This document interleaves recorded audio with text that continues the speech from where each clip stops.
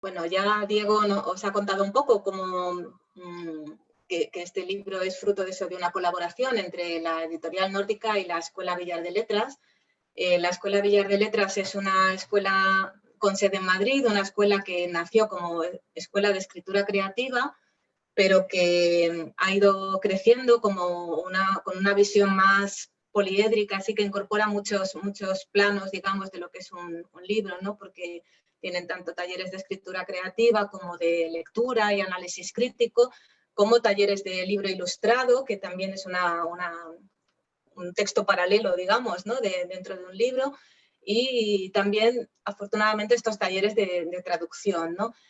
Al estar dentro de una escuela de escritura, lo que queríamos era también enfocar la traducción no solamente como se enfoca en las universidades, desde un punto de vista más vinculado pues, al plano lingüístico o al plano cultural, ¿no? de trasvase de textos de unos idiomas a otros, sino centrado también en la parte más artística, digamos, de la traducción, ¿no? La parte más creativa y la parte más vinculada a la escritura creativa realmente también, ¿no? Bueno, hemos tenido la suerte de poder colaborar con editoriales. En los 2 últimos años hemos colaborado con Nórdica. La verdad es que es bueno, un lujo que poder estar con vosotros en todos los sentidos. La verdad es que, en fin, Nórdica es una editorial que cuida muchísimo las traducciones, que es consciente, ¿no? de la importancia que tiene una traducción para que el libro sea lo que tiene que ser, ¿no? Lo que era el original. Que tiene además no sé, el buen hacer, ¿no? de poner los nombres de los traductores en la cubierta como autores subsidiarios de alguna manera del texto. En este caso, como decía, lo que veréis es un colectivo, y el colectivo pues son las personas que están hoy aquí, ¿no? que fueron los talleristas de 2020. Me gustaría contaros un poquito cómo trabajamos en el taller, aunque ellos os van a dar muchos más detalles, pero para explicaros cómo llegamos a este texto que, como decía Diego, pues es un texto, en fin, unificado, homogéneo y bien traducido, ¿no? Creo yo. Nosotros lo primero que hicimos al empezar el taller fue leer a Bradbury. Intentamos que cada uno leyera lo que pudiera, porque este taller empezó justo cuando se decretó el estado de alarma, o sea que no podíamos andar mucho por ahí de librerías ni de bibliotecas, pero bueno, intentamos leer algún texto de Bradbury para familiarizarnos con el autor. Empezamos traduciendo un fragmento de otro cuento diferente de Bradbury, pero para ir cogiéndole un poco el tranquillo, ¿no? a su estilo, a sus peculiaridades. Vimos también algunas entrevistas que había de Bradbury. Hay una entrevista maravillosa que está grabada, ¿no? y se puede ver en internet. Y la verdad es que a mí sinceramente es un autor que me rechifla, y un personaje al que me despierta mucha admiración, ¿no? Es una persona que no pudo ir a la universidad porque no podía pagarse la universidad, que fue un autodidacta, ¿no? y que todo lo que aprendió, decía él, lo aprendió de muchos maestros que le hablaban a través de los libros de la biblioteca, ¿no? Y como decía Diego, no es un autor que se pueda categorizar en ningún género, porque utiliza técnicas de tantas cosas, ¿no? Yo creo que en este cuento hay un poco de género negro, ¿no? En la forma en que se relacionan estos tipos duros y tal. Hay novela de aventuras, hay ciencia ficción y hay también mucha poesía. Hay algo, yo diría, incluso de trascendentalismo, ¿no? de americano, de esta búsqueda de la esencia, ¿no? del ser humano, de la naturaleza. En fin, que hay muchas cosas en un texto muy pequeño, con lo cual es un texto muy denso y que se disfruta mucho, ¿no? Una vez nos familiarizamos con el autor, pues ya repartimos el texto. Lo que hacemos siempre es, por ejemplo, en este caso son 9 traductores, pues se hicieron 18 fragmentos, 2 fragmentos para cada uno, pero no consecutivos, ¿no? De forma que el primer traductor pues traduce su primer fragmento, lo lleva a clase, y es en clase donde empezamos a debatir prácticamente palabra por palabra, ¿no? Y a hacer aportaciones. Todo el mundo pues comenta, pues yo esto lo diría de esta manera, pues yo esto lo he entendido de otra forma, pues yo aquí creo que hay algo que chirría, o hay una cacofonía, o lo que sea, ¿no? Un matiz que se nos ha escapado. Y así pues vamos puliendo el texto y avanzando fragmento a fragmento, ¿no? Una vez por ejemplo, el primer traductor lleva el fragmento a clase y recibe todos los comentarios de todos los compañeros, se va con todos esos comentarios a casa, ¿no? Reflexiona y el traductor decide de esas aportaciones cuáles son las que son positivas y para mejorar su texto o cuáles no, ¿no? Y entonces, de alguna manera también cada uno de los, aunque es una traducción colectiva, cada uno asume la responsabilidad de su fragmento, ¿no? Y de hacerlo lo mejor posible, ¿no? Así hemos ido avanzando fragmento a fragmento. Claro, a medida que avanzamos vamos viendo muchas cosas y vamos aunando nuestros criterios de traducción, aunando también nuestra lectura, nuestra interpretación, con lo cual cada vez es más y más homogéneo, ¿no? Y siempre hay cosas que dejamos para el final. Hubo varias cosas en este texto en concreto que preferimos tomar la decisión cuando tuviéramos ya el texto completamente traducido y hubiéramos dejado reposar un poco, ¿no? Por ejemplo, este texto hay muchas mayúsculas enfáticas que no sabíamos muy bien si dejarlas o no. Fue una decisión que tomamos al final. También el título que aparece dentro del texto, la traducción de path, que dudábamos también entre camino, sendero, pasarela, y también es una cosa a la que le dimos muchas vueltas. En fin, hubo los tratamientos, por ejemplo, para decidir si los personajes se hablan de tú o se hablan de usted, porque en inglés hay un you y no podemos saber si hubieran usado el tú o el usted, ¿no? Hay muchas cositas que tenemos que interpretar nosotros, los traductores, ¿no? Entonces eso lo dejamos para el final para tener esta visión más completa y más homogénea, ¿no?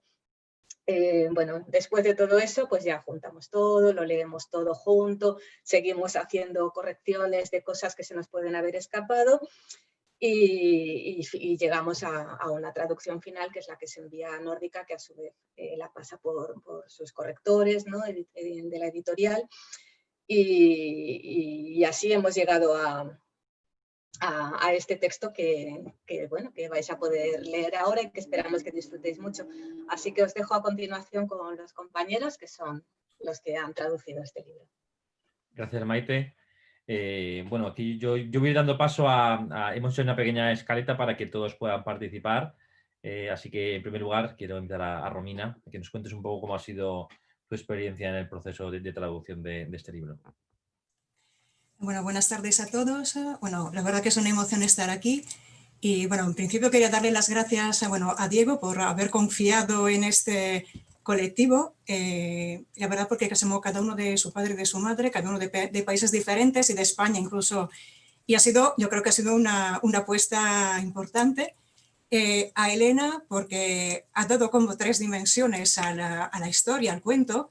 Y bueno, a Villar de Letras por esta oportunidad y de manera especial también a Maite, que con sensibilidad, con respeto, nos ha conducido y nos ha hecho vivir una experiencia muy buena. Que el traducir ha sido meternos de pleno en esta historia, en un cuento que es, como decía Diego antes, son 12 páginas, unas 12 páginas, que había que meterse de pleno porque cada palabra quería decir algo, cada palabra permitía al lector entrar dentro de la historia, ponerse con los personajes.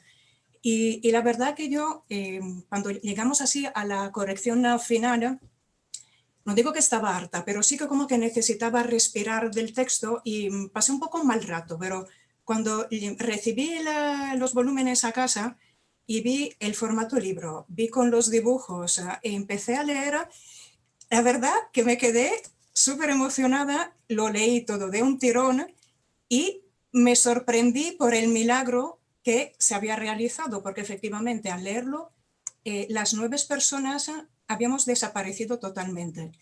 Y la verdad que ha sido, como para decir, jope, es que ha sido una buena traducción.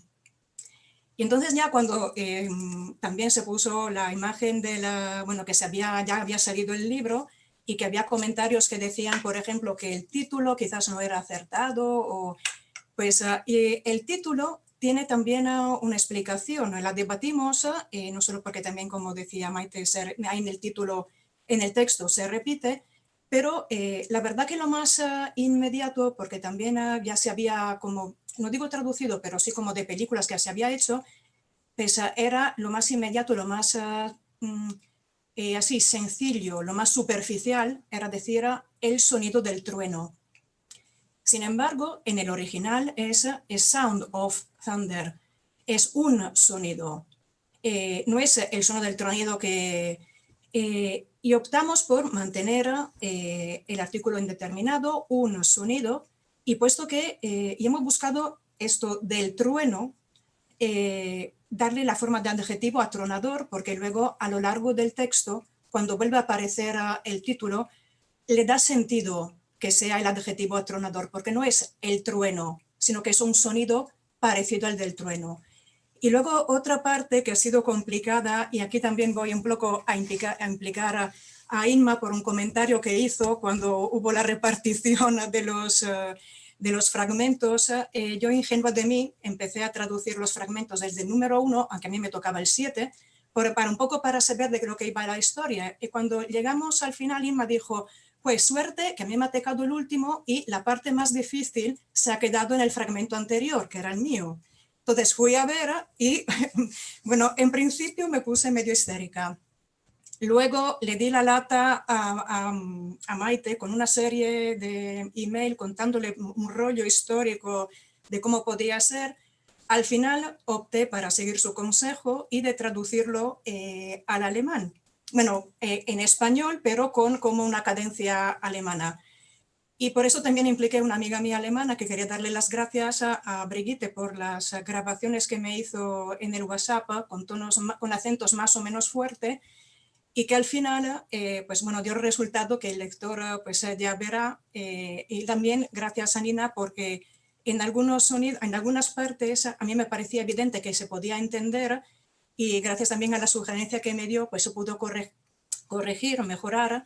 Y bueno, pues dar el resultado que tiene, que yo creo que sí que es original, que responde a esta parte de creatividad que puede tener la traducción, y que en el contexto encaja muy bien con respecto a una traducción literal que podría ser un poco más, bueno, más sencilla, más completa. Y nada, y la verdad, la experiencia ha sido muy buena y el resultado, la verdad que yo estoy encantada con esto. Y bueno, gracias a mis compañeros también por todo el trabajo que hemos hecho juntos. Muchas gracias. Paso la palabra ahora a Inma, para que nos cuente también tu experiencia. Gracias, Diego. Bueno, yo me uno a todos los agradecimientos y bueno, lo que quizá para mí, si tuviera que definir la experiencia con un solo término, utilizaría enriquecedor, además por todos lados, porque no solo esta experiencia de entrar en un proceso real de traducción desde la recepción de un texto hasta haberlo realizado físicamente, que es una maravilla, sino también, como para algunos de mis compañeros, ha sido descubrir a un autor que no conocía.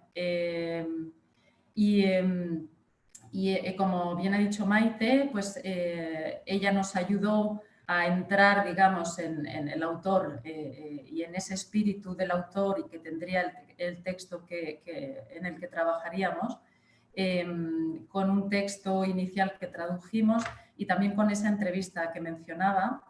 Y a mí me impactó bastante. O sea, tú has dicho, Diego, al inicio que es un autor brillante y fascinante, y efectivamente fue lo primero que sentí al escucharle hablar. Y recuerdo además en un momento el entrevistador le hacía una pregunta, ¿no? Porque mencionaba que muchos de los textos que Ray Bradbury escribió en su día se narraban hechos que posteriormente se produjeron en el mundo, y decía, bueno, pero usted tiene dotes adivinatorias, ¿qué es lo que ocurre? Y él respondió simplemente con esa humildad que le caracterizaba, que simplemente si uno observa la realidad atentamente es capaz de predecir el futuro, que no hay secreto, ¿no? Entonces, bueno, pues toda esa sensibilidad que pudimos captar a través de esa entrevista inicial que vimos antes de meternos de lleno en el texto, fue muy importante, yo creo, a lo largo de todo el proceso de traducción, porque nos ha ayudado mucho a entender un poco mejor a Bradbury, conocerle mejor, porque efectivamente en cada palabra, como decían mis compañeras, hay que pararse, todo tiene un significado, y digamos que también creo que eso ha ayudado mucho a este proceso de homogeneización de nuestras traducciones, porque era como el recurso, ese nexo de unión entre todos nosotros, que era el espíritu mismo de Bradbury y todo ese conjunto que estaba dentro del texto tan enriquecedor y de esas cuestiones, de esos temas universales, como también decías antes, Diego. Y ahí me quedo. Muchas gracias. Paso la palabra ahora a Nina. Hola, buenas tardes a todos. Yo me sumo a lo que ha dicho Maite, Inma y Romina, tanto de agradecimientos a todos mis compañeros, a Elena por las ilustraciones, a Diego por la oportunidad, a Maite por habernos coordinado también, a los que nos estáis escuchando, porque creo que estos tiempos así que nos han hecho adaptarnos a nuevas presentaciones, pues siempre hace que sea todo mucho más sorpresivo, ¿no? También me sumo al concepto de Inma de lo que ha sido el concepto de enriquecedor, porque para mí no ha sido solamente enriquecedor descubrir a Ray Bradbury en una dimensión que rompía con los prejuicios del género al que se le está acostumbrado a meter. Ah, sí, es un autor vas a traducir ciencia ficción, ¿no? Y encima en grupo. O sea, que esas dos cosas han sido lo que, por un lado, de sorpresa para mí, pero también enriquecedor a todos los niveles, ¿no? Y enriquecedor ha sido por descubrir un lenguaje muy, muy sutil, muy profundo, que no solamente iba a nivel conceptual con lo que era el ejercicio del paso del tiempo, o sea, de la máquina del tiempo, que habla, por no hacer de spoiler, no solamente pinceladas, sino el lenguaje poético tan rico y tan enriquecedor y que incluso nos ha llevado más de una de las sesiones, encontrar la palabra justa que se ajustara, que tuviera además el sentido desde el principio en el que la plantea, con el desenlace, y no solamente a nivel de adjetivos y de verbos, sino esta forma de poder combinar también una riqueza plástica y descriptiva con la acción que está viendo, que a la vez es muy dinámica. Y eso ha sido la sorpresa y la belleza de haber podido trabajar con un texto así, porque había muchísimos matices y muchísimas formas de poder encontrar la palabra justa que pudiera encajar y que además quedara no solamente con esa homogeneidad que hemos visto que ha sido el resultado final del trabajo de 9 traducciones, 9 cabezas pensantes y 9 matices y correcciones, sino también de esa forma tan espléndida y tan dadivosa de Ray Bradbury a la hora de escribir. Y esto es una cosa que también quería animar ahora a todos los que nos estáis escuchando, no solamente a comprar el libro, sino a leerlo y disfrutarlo en toda esa dimensión, ¿no? Esa riqueza y de lo que es el autor en sí y el relato en sí y del lenguaje que utiliza y de todo lo que es la dimensión de la acción del cuento, que tiene también una filosofía que transmite así de soslayo, pero todo este conjunto del cuento de Ray que ha resultado muy, muy, muy especial, ¿no? Muchas gracias, Nina.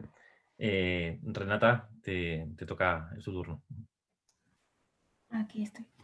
Pues yo personalmente, como a mí me gusta mucho la ciencia ficción, crecí leyendo Stanisław Lem, pues no podría estar más feliz con la decisión de Nórdica de publicar este relato. Y me alegro que la editorial dé visibilidad a este género, que tal vez es un poco desconocido. Y además es una obra que tiene un lugar significante tanto en la ciencia como en la cultura popular, porque el efecto mariposa pues, se utilizó para explicar la teoría del caos, que se utiliza mucho en pues, muchas ramas de conocimiento. Y también me gustaría decir que nos ha hecho mucha ilusión que este relato se publicó como libro ilustrado.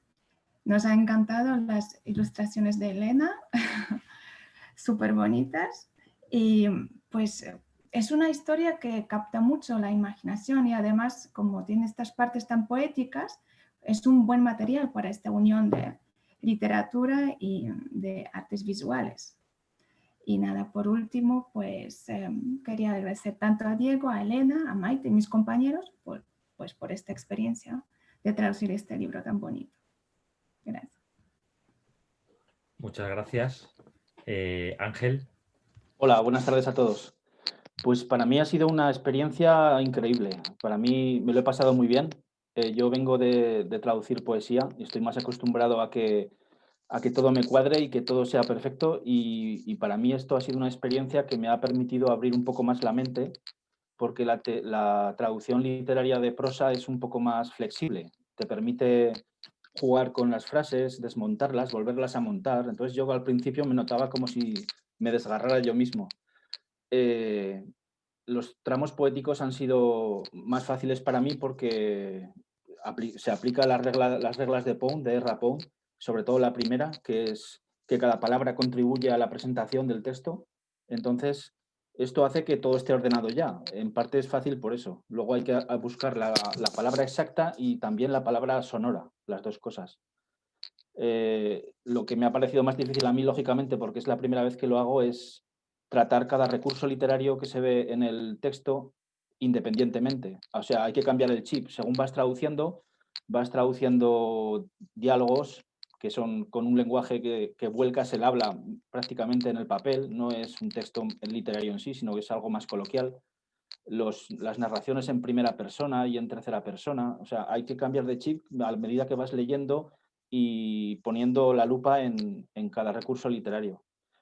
Y también me gustaría decir que me he quedado alucinado de las herramientas que nos han propuesto los profesores, tanto Maite como Carlos Fortea o Alicia Martorell. Nos han dado unas herramientas increíbles que no tienen precio, porque eso es para siempre. Y nada más, ya simplemente agradeceros a ti, Diego, y a la editorial y a Villar de Letras por todo esto que habéis hecho, y a mis compañeros también, porque hemos hecho un grupo muy majo de gente y ha salido todo genial. Gracias, Ángel. Llanos, es tu turno. Hola, buenas tardes. Pues yo en mi caso me gustaría destacar quizá algún detalle un poco más concreto de lo que ha sido mi parte de la traducción, porque todos nos hemos enfrentado a dificultades comunes por el simple hecho de traducir a Ray Bradbury, que ya es tela, pero bueno, luego cada uno nos íbamos encontrando en nuestros fragmentos lo que nos tocaba a cada uno, ¿no? Entonces, en mi caso, que tuve la suerte de ser la traductora del primer fragmento de todos, de mis dos fragmentos, pues el primero era el inicio del relato, ¿no? Lo primero del libro. Y eso pues tiene unas dificultades que para mí pues supusieron un reto, porque primero que estás frío todavía, que no estás metido en la historia todavía, porque aunque tuvimos esa presentación de Ray Bradbury que contaba también Inma, que ya nos habíamos acercado a esa forma que tenía de escribir, pero bueno, lo que es nuestro relato, pues estábamos empezando y todavía no estás frío, no estás metido en la historia.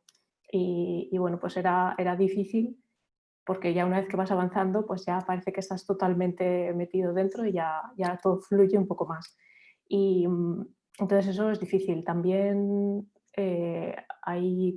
tienes que tomar decisiones de ciertos términos que aparecen al principio del relato, que se mantienen a lo largo de todo el libro y que quizá pues, la decisión que yo en ese caso tenía que tomar de decidir un término concreto u otro, pues iban a condicionar todo lo que mis compañeros después tenían que hacer en sus fragmentos. Entonces, aunque bueno, luego como estamos hablando todos, que es un trabajo de equipo que luego se va revisando y se van haciendo las modificaciones que todas las mil y una revisiones que han hecho falta, pero que al principio también supone un reto. Y nada, la verdad es que el simple hecho ya de traducir a Ray Bradbury es difícil porque pues eso, y encima en un relato tan corto que tienes que empezar ya a lo mejor en un par de párrafos, tienes que ser capaz de transmitir lo que él transmitió en el original, de meter al lector completamente en una historia fascinante que luego que se desarrolla todo muy rápido y a la vez increíble, y la verdad es que fue un reto, pero de esas dificultades se aprende un montón y por eso, pues, por supuesto, no quiero terminar sin agradecer a Maite todo lo que nos ha enseñado, todo lo que nos ha ayudado para coordinarnos a todos, y a Nórdica por la oportunidad, porque hemos aprendido todos un montón y desde luego ha sido una experiencia fascinante. Así que nada, gracias, y por supuesto Elena, unas ilustraciones geniales. Muchas gracias, Llanos. Rubén. Sí, hola, buenas tardes a todos. Bueno, me sumo a los agradecimientos a Diego y a Nórdica por esta edición tan chula que han sacado. Felicitar a Elena también por el gran trabajo en sus ilustraciones, enhorabuena. Y claro, a Villar de Letras y a Maite por darnos la oportunidad de traducir un clásico moderno, ¿no? Como es el caso de Ray Bradbury. Al principio, cuando uno sabe que va a tener la oportunidad de trabajar con un texto como este, además un cuento más famoso, yo creo que es de Ray Bradbury, pues uno siente mucha ilusión al principio, pero inmediatamente después hay pues también un poco de temor, un poco de responsabilidad, ¿no? Ya que íbamos a ser nosotros los que tenemos que transmitir ese material original al lector del español. El lector que lo lee en español va a recibir lo que nosotros hayamos hecho, y bueno, como dice además, lo repite mucho Carlos Portea en alguna de las clases que nos ha dado en el taller, pues el traductor no deja de ser un autor. Dice que, ¿no? que la traducción es un género literario en sí mismo, ¿no? Entonces, bueno, eso impone siempre un poco, y más con un autor como Bradbury, pero bueno, luego creo que lo hemos asumido todos con mucha ilusión, sobre todo. Y en mi caso, personalmente, la dificultad, yo creo, donde más ha estado ha sido en el estilo, que ya ha comentado algún compañero, pero también el ritmo que imprime Bradbury al relato, porque tan pronto estás pues una máquina del tiempo, un viaje frenético donde pasan los años y los siglos en torno a los personajes, como que de repente te encuentras en mitad de un mundo nuevo, completamente desconocido, con una descripción más pausada. Estas transiciones, sin embargo, las hace Bradbury de una manera muy natural, y eso creo que es muy difícil llegar a transmitirlo. Entonces, ahí creo que ha estado la mayor dificultad, también hacer que esas descripciones que son muy ricas, que utilizan muchos adjetivos, no resulten pesadas, que es lo que él hace, que no resulta una descripción interminable en las que estás ya deseando que llegue la parte de acción. Y eso, pues bueno, ha sido difícil transmitir ese ritmo, ese pulso tan vivo que consigue darle al relato. Pero bueno, finalmente creo que el resultado podemos estar orgullosos de cómo ha quedado, porque en fin, creo que hemos hecho un muy buen trabajo entre todos. Gracias, Rubén. Y para terminar, Natalia. Hola, buenas tardes. Pues yo quería hablar un poco de esta experiencia que para mí fue, al igual que para todos, muy enriquecedora, porque fue un ejercicio muy interesante de flexibilidad. Digamos que uno como traductor siempre está muy solo en su cabeza y uno tiene el libro en su cabeza, y al estar, digamos, con otras 8 personas traduciendo, pues el libro, digamos que se amplía y adquiere como muchos más significados de los que a veces uno podría percibir solo. Esto de que 2 o más ojos ven mejor que uno, pues acá lo confirmé. Creo que el trabajo en compañía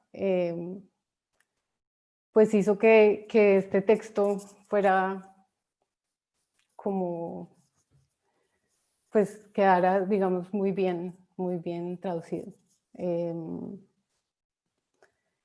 Y pues para mí también fue un ejercicio de flexibilidad, pues porque yo, digamos, no soy española. Y siempre fue muy extraño por ejemplo, cuando nos reuníamos, oírlos hablar, incluso en este momento, el acento, el uso de las palabras, por más de que hablemos la misma lengua, pues sí es extraño uno tener que acostumbrarse a, digamos, entender o decir las cosas de otra manera. Entonces, para mí, pues, a mí me gustó mucho eso, como tener esa flexibilidad en mi cabeza.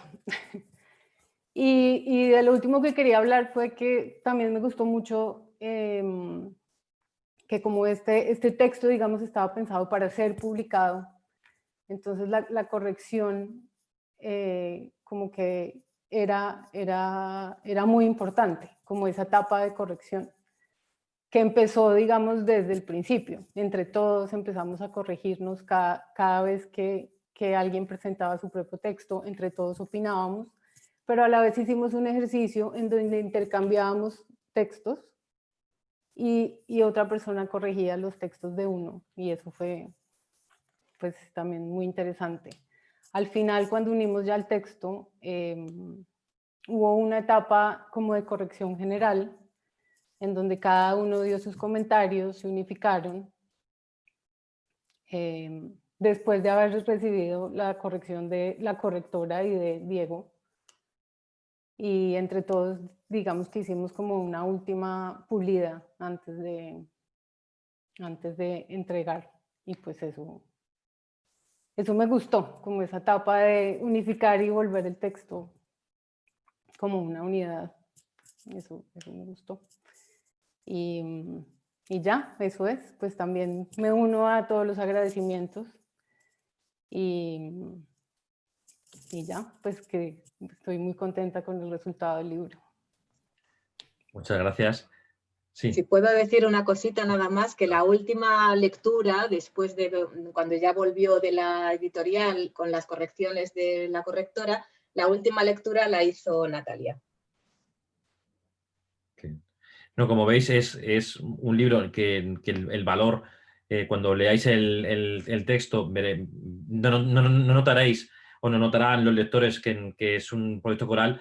Es muy bonito ver aquí cómo gente, yo ya lo sabía porque he participado en una sesión con todos, como gente de diferentes países, de diferentes maneras incluso de hablar nuestra lengua, trabajan de manera colectiva y dan un resultado totalmente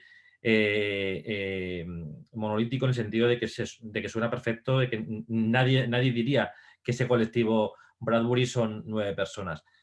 Bueno, hemos hablado del texto, hemos hablado de la obra, hemos hablado del autor, pero claro, en Nórdica hay un elemento central que nos diferencia de otras editoriales, y es que entendemos los libros ilustrados como un concepto en el que hay más de un autor. En este caso es el autor del texto, Ray Bradbury, el autor de las traducciones, como decía, o los autores de la traducción, como decía Rubén, a Carlos Fortea. Bueno, el traductor aquí tiene mucha importancia en Nórdica como alguien que no podemos olvidar, que lo que leemos no es a Bradbury, este conjunto de personas que han dado forma al texto, si no estaríamos leyendo otra cosa.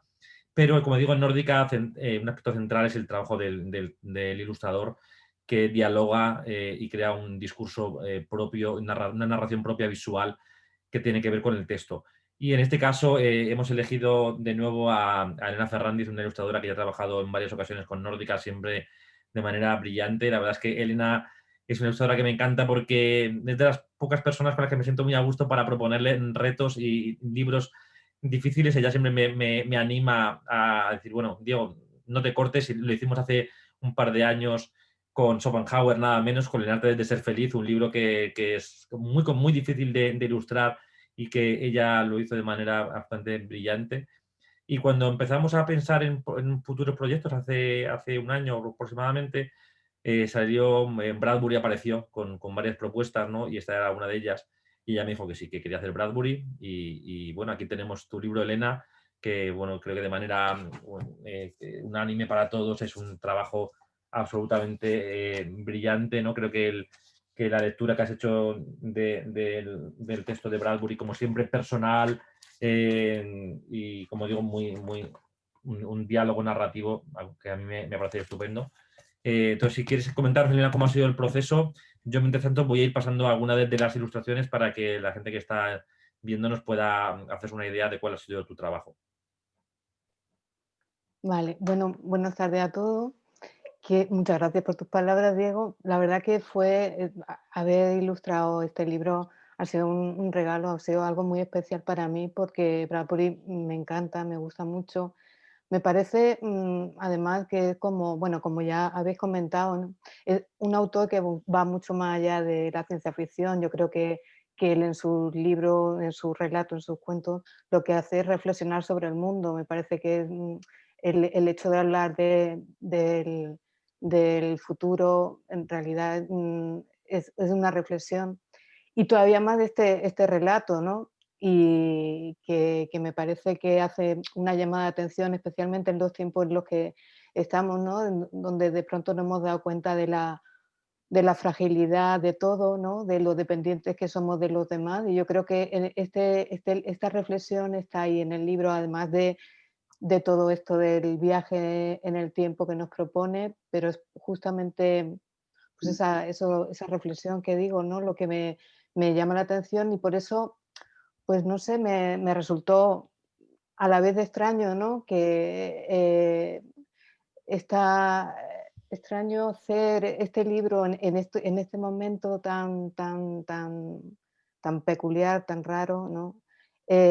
Porque era a la vez ciencia ficción mientras que estaba dibujando, y parecía que la ciencia ficción seguía más allá cuando levantaba la vista de mis dibujos, ¿no? Y miraba alrededor y parecía que estaba viviendo en una novela de Bradbury, que estaba en una distopía provocada, o sea, una creación suya, ¿no? Pero bueno, a la vez ha sido también maravilloso, ¿no? Porque el hecho de poder viajar este viaje que propone él, viajar al pasado, dibujar paisajes de hace millones de años, ¿no? Y de dibujar un Tyrannosaurus Rex, todo eso ha sido, bueno, maravilloso y una experiencia muy bonita. Todos los libros, ilustrar un texto clásico es una responsabilidad, pero bueno, en este caso ha sido como muy especial esto que os comento, ¿no? Que es mucho más allá que un relato de ciencia ficción, es poesía, como han comentado algunos por ahí, algunos de los traductores, y ponerle imágenes al relato ha sido pues increíble, me ha gustado mucho y bueno, el proceso ha sido, bueno, para mí era muy importante diferenciar las dos etapas, o sea, los dos momentos, el momento presente, que es en un futuro, y bueno, que tampoco quiero contar mucho, pero y separarlo del momento en el que viajan los personajes, ¿no? Y que hubiera una marcada diferencia con el tratamiento, bueno, en los paisajes hay mucho, bueno, grafito, en blanco y negro, hay mucha presencia del rojo, de la sangre, en fin, y bueno, no sé, hay en la parte del futuro, presente, no sé cómo llamarlo, porque hay otro tipo de tratamiento, hay más mezcla de técnicas y bueno, no sé, así en general. No quiero que se me olvide darle las gracias a Diego, desde luego, porque siempre trabajar con él es fantástico, porque nos cuida muchísimo a los ilustradores, a mí me hace sentir muy cómoda, muy valorada, y entonces el hecho de que dé libertad, yo creo que hace que el trabajo pues resulte mucho más coherente, el hecho de sentir esa confianza por parte del editor, ¿no? Yo creo que es muy importante. Y bueno, y daros la enhorabuena a todo el colectivo, me parece un trabajo increíble, me parece súper acertado el título, como lo habéis traducido, me parece que es un gran acierto.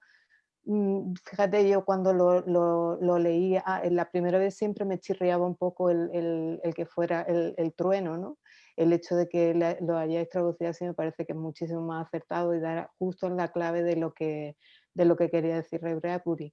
Y bueno, no sé, ya está, no sé si tenéis alguna pregunta o algo, porque... Elena, ¿te imaginabas en algún momento que ibas en tu carrera que ibas a ilustrar un dinosaurio? Es que No, no, justo lo estaba Era la pensando parte que hoy. más dudas tenía, no dudas de tu trabajo, sino era cómo ibas a hacer esta parte que tiene el libro claro, Sí. tan clara, ¿no? Del Tyrannosaurus, ¿no? Que es como difícil de plantear gráficamente, creo, ¿no? Bueno, pues yo al principio cuando lo pensaba en abstracto casi que sí, pero en cuanto empecé a hacer los primeros bocetos vi que, bueno, que me gustaba mucho, o sea, me ha gustado mucho dibujarlo, o sea, que me he enamorado de los dinosaurios y en concreto del tiranosaurio, sí, sí, se me ha gustado mucho dibujarlo. Sí, como ves aquí, esta fue la primera imagen que me enviaste, Sí. con la que utilizamos para el programa editorial, que es muy potente. Esta imagen, además, es que yo creo que la tenía clara desde el principio. Yo creo que en los primeros bocetos que hice más chiquititos la tenía clara que tenía que ser así. Okay.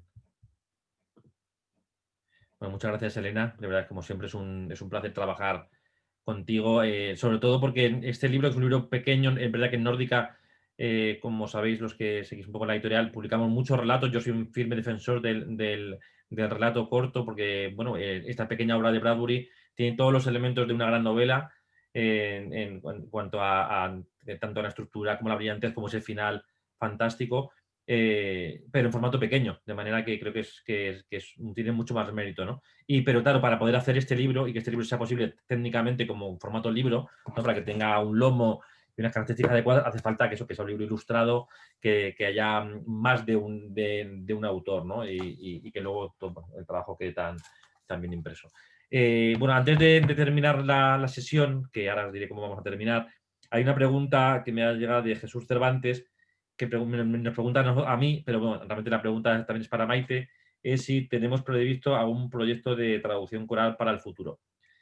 Bueno, todavía, justo mi respuesta es que hemos estado hablando ayer precisamente de esto y sí, habrá otro libro más. No sabemos todavía cuál, estamos en la fase de decisión de la obra, ¿no, Maite? Pues sí, efectivamente, tenemos taller en marzo, de marzo a junio, y el texto pues lo tenemos que hablar, sí, encantados de volver a trabajar con Nórdica, por supuesto. Qué bien.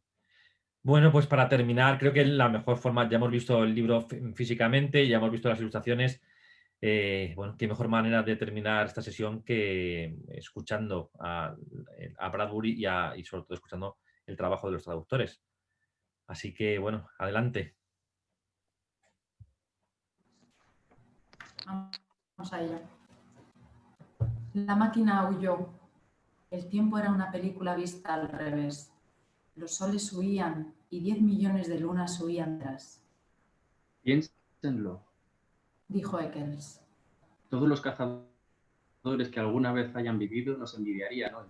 En comparación con esto, África parece Illinois. La máquina se ralentizó. Su chillido se redujo a murmullo. La máquina se paró. El sol se detuvo en el cielo. La niebla que había envuelto a la máquina se disipó y estaban en una era antigua, de hecho muy antigua.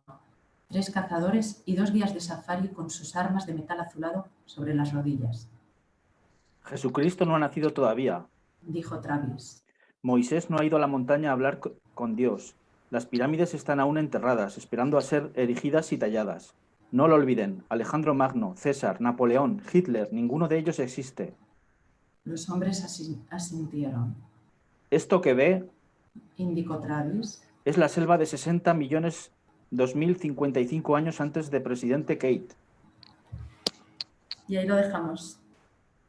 Muchas gracias. De nuevo, ha sido un placer estar con vosotras y con vosotros esta tarde. Bueno, como digo siempre, el libro se espera en las librerías, en todas las librerías y especialmente lo tenéis en la librería Pantarrey de Madrid, lo tenéis dedicado por Elena Fernández allí, así que no dejéis escapar esta oportunidad de llevaros a casa esta maravillosa lectura que os hará reflexionar, vais a pasar un buen momento de lectura y sobre todo creo que en su libro que cuando lo terminéis y leáis la última página vais a tener mucho lo que pensar. Así que aquí está. A las librerías. Gracias a todos.